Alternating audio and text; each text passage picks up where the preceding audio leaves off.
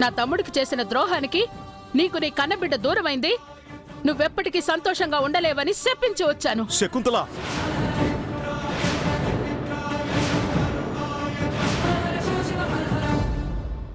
ఏ నేను తప్పుగా మాట్లాడానా? ఇంటి ఆడపడుచు మనసు బాధ పెట్టకూడదని కనీస జ్ఞానం కూడా లేదా? ఇంటి ఆడపడుచు అంటే ఇంటి గౌరవాన్ని నిలబెట్టేదిగా ఉండాలి. కుటుంబ గౌరవాన్ని రోడ్డున పడేసేలా ఉండకూడదు.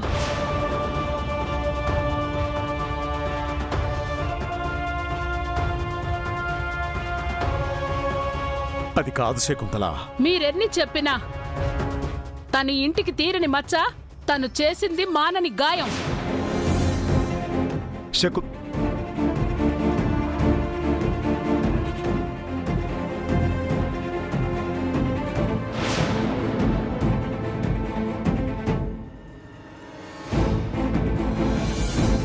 వీళ్ళ సంతోషాలకు మన దిష్టి గట్టిగానే తగిలింది ఇష్క. ఇప్పుడు నాకు రిలాక్స్డ్గా ఉంది బ్రో.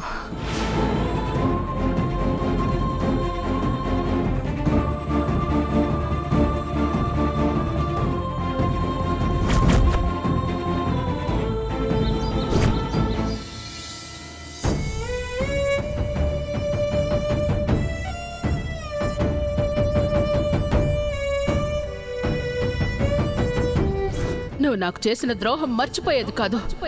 నీ కారణంగా నేనేం పోగొట్టుకున్నానో నీకు తెలీదా? అసలు నా తమ్ముడితో నీ పెళ్లి జరిపించాలనుకోవడమే నేను చేసిన తప్పు. నీ వల్ల తలెత్తుకోలేకుండా అయిపోయావు. నువ్వు నాకు చేసిన ద్రోహానికే నీ కూతురు నీకు దూరమైంది. అన్నయ్య,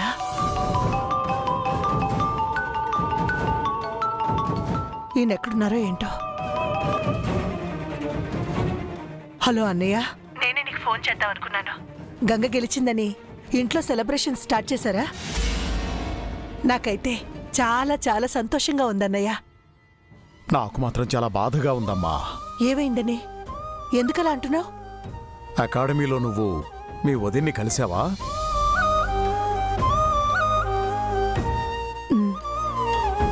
అనుకోకుండా ఎదురుపడ్డామన్నయ్య. వదిలి చూడగానే అమ్మని చూసినంత ఆనందం కలిగింది. కానీ తను నిన్ను నానా మాటలని బాధ పెట్టింది కదా? అయ్యయ్యో, అదేం లేదన్నయ్య. వదిని పలకరిస్తే మమ్మల్ని వదిలేసి ఎందుకు వెళ్ళావని కాస్త కోప్పడింది అంతే. అంతకుమించి ఏమనలేదు. నువ్వు అబద్ధం చెప్పినా మీ వదిన నిజం చెప్పిందిలే అమ్మా. అయినా మీ వదిన ఆవేశం నీకు తెలీదా? తనెంత కఠినంగా మాట్లాడిందో, నువ్వెంత బాధపడి ఉంటావో నేను అర్థం చేసుకోగలనమ్మా. మీ వదిన మాటలకి నేను నిన్ను క్షమాపణ అడుగుతున్నానమ్మా. అయ్యో అన్నయ్య, ఊరుకో. నువ్వు నాకు క్షమాపణ చెప్పడం ఏంటి? అయినా వదిలిన మాటలకి నాకేం కోపం రాలేదు. తన కోపంలో కూడా అర్థం ఉంది కదా. నేను చేసిన తప్పు కారణంగా వదినికి తన తమ్ముడు దూరం అయ్యాడు. మన కుటుంబం పరువు పోయింది. మీరంతా అవమానాలు ఎదుర్కొన్నారు. ఇదంతా నా వల్లే కదా. మరి నా మీద ఆ మాత్రం కోపం ఉండదా చెప్పు? వదనంటే నాకు అమ్మతో సమానం అన్నయ్య. బిడ్డని దండించే హక్కు అమ్మ కాక ఇంకెవరికుంటుంది? మీ వదిన అన్ని మాటలన్నా కూడా నువ్వు తనని తల్లిగా గౌరవిస్తున్నావు. కానీ తను ఈ ఇంటికి నువ్వు చేసిన ద్రోహం వల్లే నీ బిడ్డ నీకు దూరం అయిందని నీ మనసు బాధపడేలా మాట్లాడిందమ్మా. వదినన్నది నిజమే కదన్నయ్య. మిమ్మల్ని అందరినీ బాధ పెట్టిన శాపమే నాకు తగిలింది.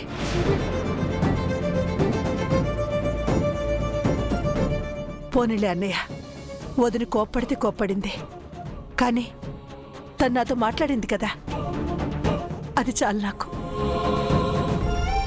మనసుకు చాలా తృప్తిగా ఉంది. నీది చాలా మంచి మనసు సుధా. ఆ దేవుడు లేడమ్మా, ఆ దేవుడు లేడు. ఆ దేవుడే ఉండుంటే గనక నీ బిడ్డ నీకెందుకు దూరం చేస్తాడమ్మా? నీకిన్న అవమానాలు జరిగేవి కాదమ్మా. ఏం చేస్తావన్నయ్య, నా తలరాతంతే. ఇంటి అదే ప్రాప్తం అనుకుంటాను. లేదమ్మా, అన్నయ్యగా నేను చెప్తున్నానమ్మా.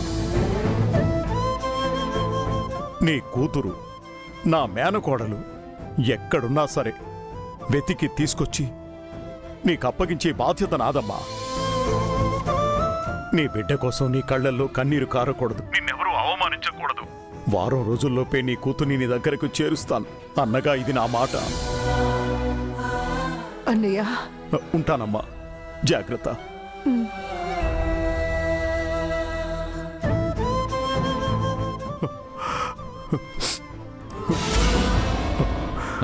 పెదనాన్న బాధపడకండి. రుద్ర, నా చెల్లెల్ని ఎంత అపురూపంగా పెంచానో తెలుసా? తన కంట్లో నలకపడి కన్నీరు పెడితేనే విలవిల్లాడిపోయేవాణ్ణి.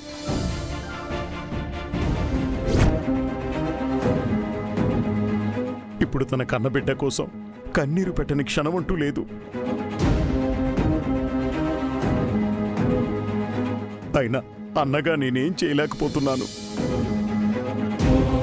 రుద్ర, నువ్వు మీ అత్తయ్య కూతుర్ని వెతికి తీసుకొస్తానని మాటిచ్చావు కదా,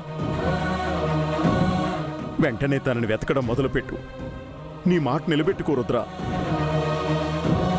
మీ అత్తయ్య కన్నీళ్లు నువ్వే తొడవాలి. నేను నా ప్రయత్నాలు చేస్తూనే ఉన్నాను పెదనాన్న. ఈ విషయం గురించి ఎంక్వైరీ చేయమని రంగా కూడా చెప్పాను. అవును మాయా, బావ నాకు చెప్పాడు. కానీ గంగ ఇక్కడే ఉంది కదా అని నానే ఎతకలేదు.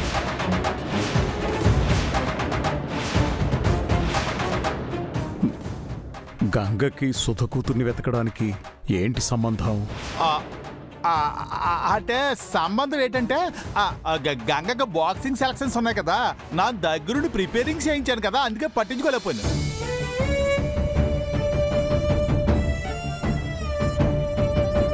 నేను కూడా ఈ బాక్సింగ్ హడావిడిలో పడి ఈ విషయాన్ని పట్టించుకోలేదు పెదనాన్న. సార్, బాక్సింగ్ ప్రాక్టీస్ నేను చూసుకుంటా. మీరు సుధా అమ్మ కూతుర్ని వెతికే పనిలో ఉండండి.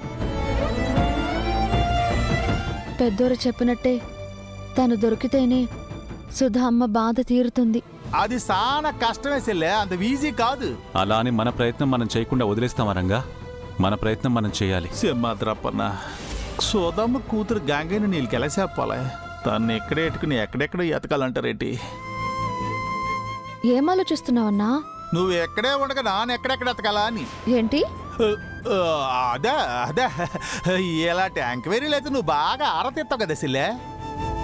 పైగా సోదమ్మ గారు వాళ్ళు పాపిస్తాలు నీకు చెప్పుకుంటారు కదా, నువ్వైతే నేను కనిపెట్టగలవని నేను అంటున్నాను.